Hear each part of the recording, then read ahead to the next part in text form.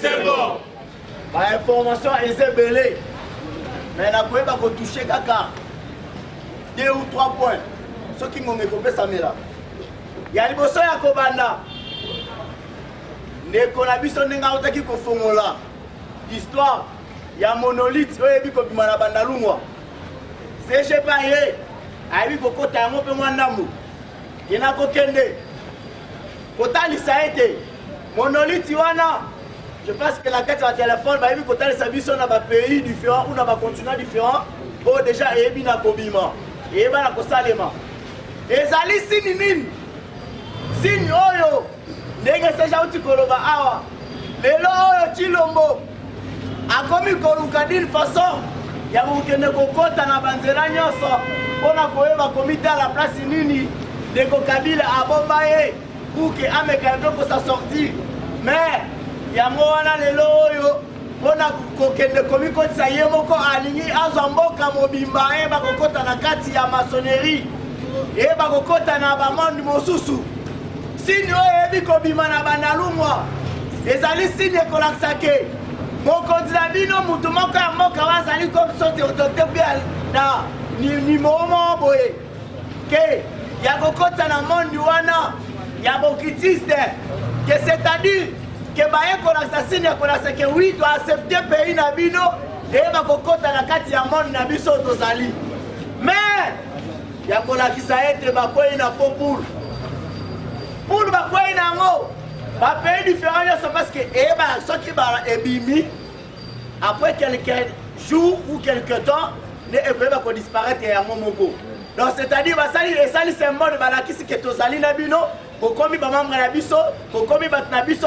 tovivre na bino pendant longtemps na kati ya pays na bino mpe dans le monde donc elakisi bongo après kei ekopesa sini ke non basali mosala na bango tout à fait awa mpe lisusu awa message ebi ti koleka ke eyebi na koparticipe aussi ke na Canada donc eyeba na koleka bapays bakontinue ebele bana na Amérique eyebi na koleka toke na Asie Europe tout ça awa nde kofini encore si mpe ke mpa na biso ezali ke baakord ndenge ndeko Chilombo surtout ayebi kosigne toyebi te role nini oyo ayebaki kokota na Egypte akendaki kosala na Egypte nini oyo lelo oyo toyebi toye kosibir sine oyo eyei kokoma na biso kasi peuple congolais lokola bazali elongo na nzambe nzambe ayebi korépondre yango d'une autre façon yango mpe ke tofaire face na yango monolithe wana na bapays différents eyeba kobima ntango mosusu baplace moko isolé donc ebimaka na baplace moko soko totali na bavideo ezali awa j'espère ke na groupe na yoyeba kopartage yango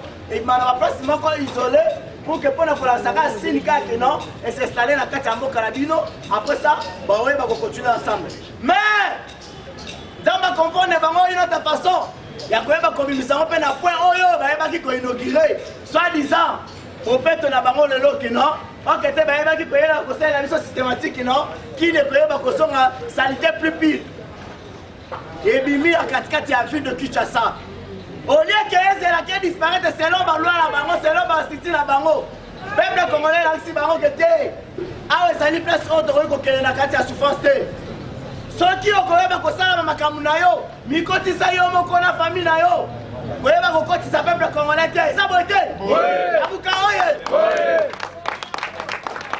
tolakisi bokasite na biso fo toyeba nini yali na kati soki ozali ke okoyeba koboma mpe oboma biso nanu biso bongo liboso totumbi yango mpe topanzi yango na minute oyo mpe ezali su na valeur donc bakontant na bango bayebi na kosinye ezali su na valeur na RDC lamuka oye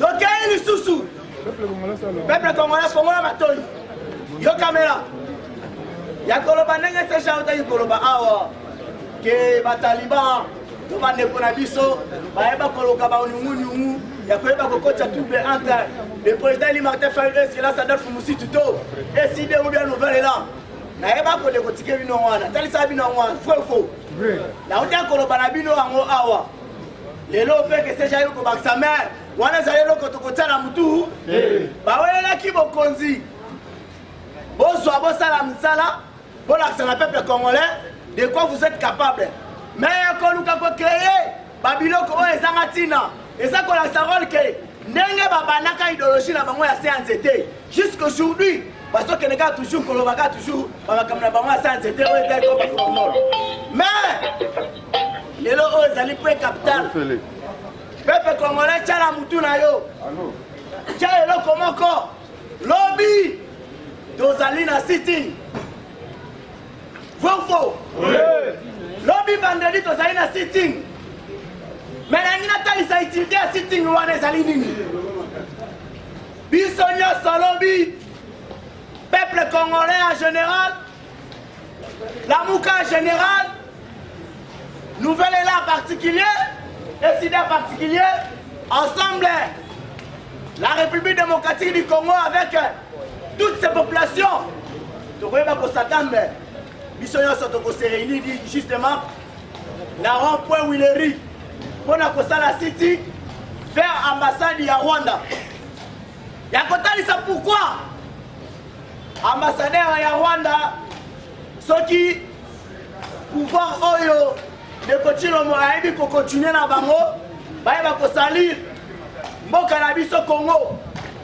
ya liboso ayeba kobimisa kolakisa biso ke tozali lokuta toakokizela bango ke génocide na kati ya génocide bango bayeba koparticipe te oyo esalema na mboka na biso au moment ya bapeyi oyo bayeba kotangela biso ke oyo bayeba koparticipe na génocide esalema na biso wana azali na kati faux mais Karega wana ayeba kofongola munoko na ye ya liboso ya koloba ete kodematir kokritike RDC quoi qu'il faut esili su bongo te toyebi Karega azovivre na kati ya Congo mais a parvenu kopesa message que ya komettre en garde un Congolais Denis Mukwege Denis Mukwege ayeba koparle si mapingi oyo ayeba kosala kati ya mboka na biso oyo Rwanda bazali à la tête mais Karega awa azali kolia azali komela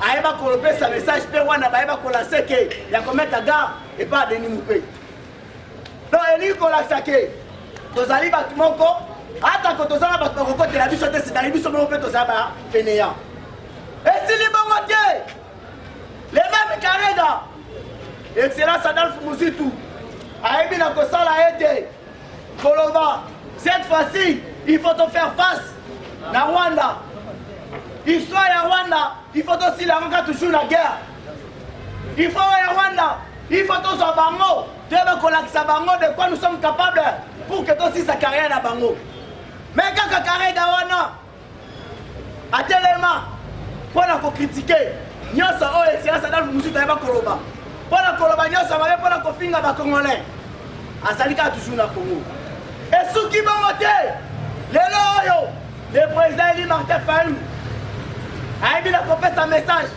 réellement eza vrai mpe alakisi ke ye azali plus puissant que les Congolais mais akoti na koinciter le président Martin Fayulu po azali coordonnateur actuel ya Lamuka mpe azali président ya République démocratique du Congo oyo ngai na yo toyeba na kopona mpona kobimisa bapropos insulte bapropos moko ya kokalifie ke tozali na libosi na moko te liboso na bango ou liboso ya barwandais ou liboso na ye moto azali kovivre awa est-ce que eloko ya bongo peuple congolais kosepela nango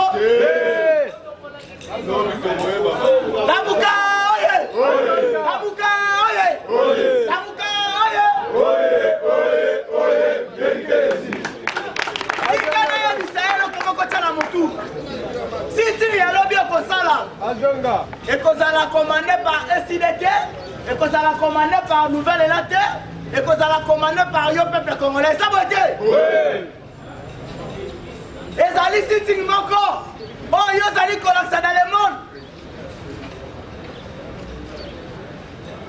ezali sitting moko oyo ozali kolakisa dans le monde de quoi ozali capable ya kosilisa théâtre nyonso oyo ndeko Tshilombo alingi abomba yango mpona kosalir biso bacongolais mpona kosalir mboka na biso yango wana cette fois-ci oyebi kodeside ya kosenga parole ya kosenga autorité epa bakonzi oyo bazali liboso excellence Adolphe Muzitu et le président Eli Martin Fayulu bakitisa na yango epai na yo Tant qu'on va quitter si on ne pas aux autres qui ne manifester. Mais les alliés nouvelles lames de Tinioté, les alliés incidents de Tinioté, les alliés ensemble, oh, bisous aux alliés peuple congolais, donc nous sommes capables de saboter. Mais bien, donc on continue encore de plus. Les poignets à toucher encore point, mon peut-être qu'on a la bâtisse. Après, personne n'a besoin de sous. Lamuka oye! Lamuka oye! Lamuka oye! Nani Mokonzi? Nani Mokonzi? Nani Mokonzi? Merci seulement na point oye ambassadeur à Rwanda. Nazo Baksabo. Le président Elie Martin Fayulu a dit que Mboka na biso Congo est dirigé par les Rwandais ou Paul Kagame vient de Chilombo. Les talibans ba fingi ba lobby o ba koka koloba. Mais avant-hier na top Congo so balandaki. Bande ko bazo benga ba bike bo fingi le président élu pour na propos ba ke Rwandais a dirigé Congo ou Paul Kagame a dirigé Congo. Mais ben ministère oyo ba ye na Rwanda ba uti wapi. Ben ministère congolais ba na Rwanda. Nana tina ki bango. Pourquoi que ça la nini? C'est-à-dire que vous avez une jonction pour vous diriger Nini Congo. Après qu'il y a un ministère, deux jours après, vous avez un premier ministre. C'est-à-dire Paul Kagame a dirigé Nini Congo. Merci.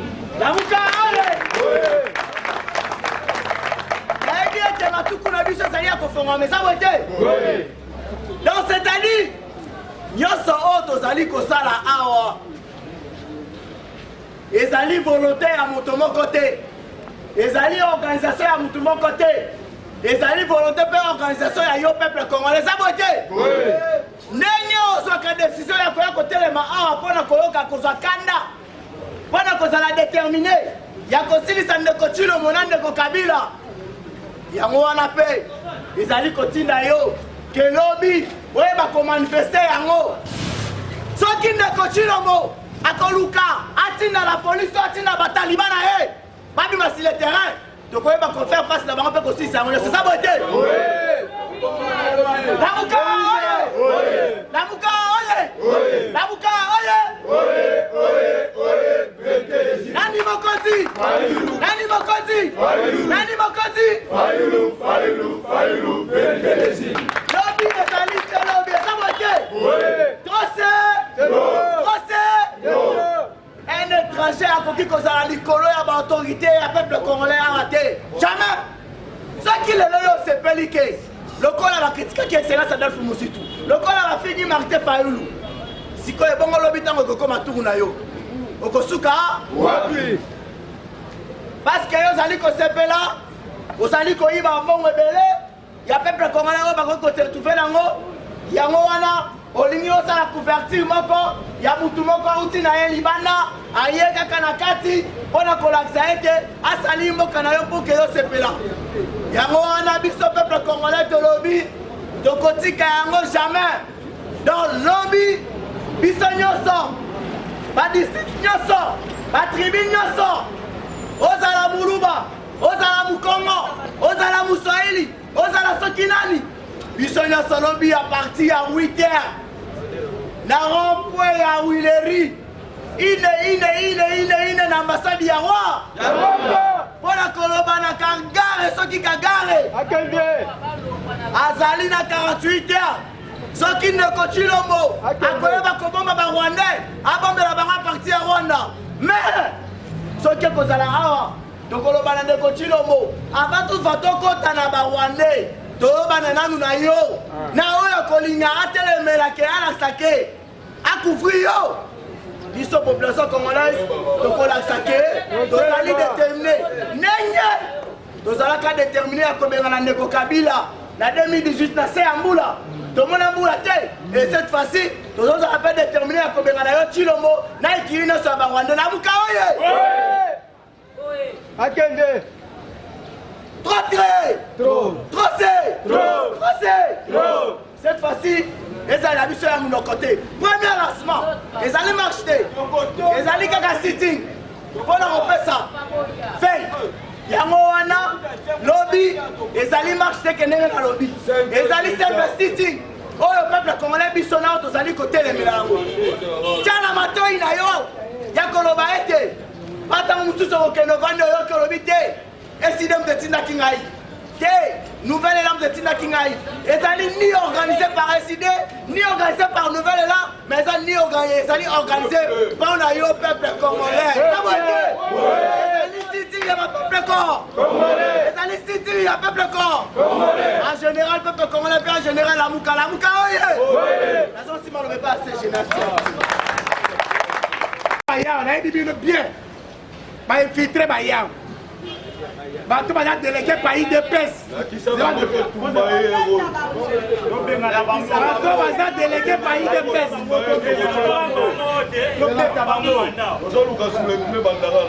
Bazoya awa na basi na mibali. Ba utiliser na basi.